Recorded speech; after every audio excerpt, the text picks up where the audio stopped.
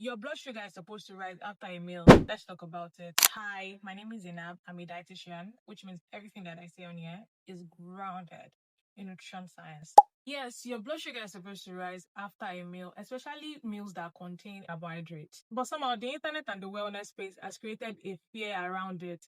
Every blood sugar is a crisis. Oh, your blood sugar. Oh, that means increase your blood sugar. Remove it. So let's clear this up. When you eat, the food gets broken down into glucose and it enters the bloodstream. Then the body releases insulin, which then helps move this glucose into the cells to be used for energy or stored for later. The rise in blood sugar is not automatically a problem. It is a normal physiological response. It is your normal body function after a meal.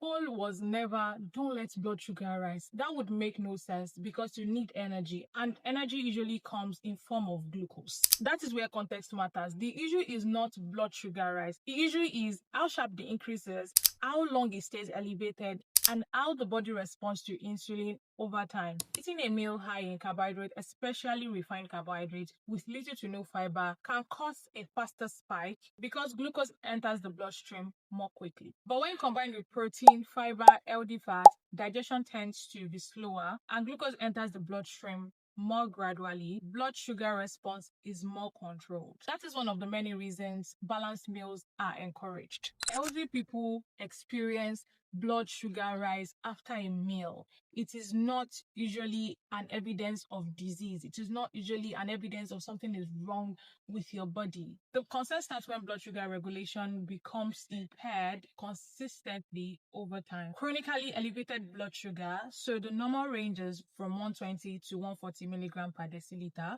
When it is consistently going above that, it can be classified as pre-diabetes or diabetes when it is over 200 milligram per deciliter. Poor insulin response, persistent insulin resistance, and repeated extreme spikes with poor recovery. That is different from eating a meal and seeing a glucose rise afterwards. The increment is not the problem. The body failing to regulate it properly over time is where the real concern begins. Now, if you're over 35, it is usually encouraged for you to check your blood sugar from time to time, especially if you have a family history of diabetes. So please stop listening to the fear mongering around insulin. Oh, high insulin. Oh, blood sugar. Oh,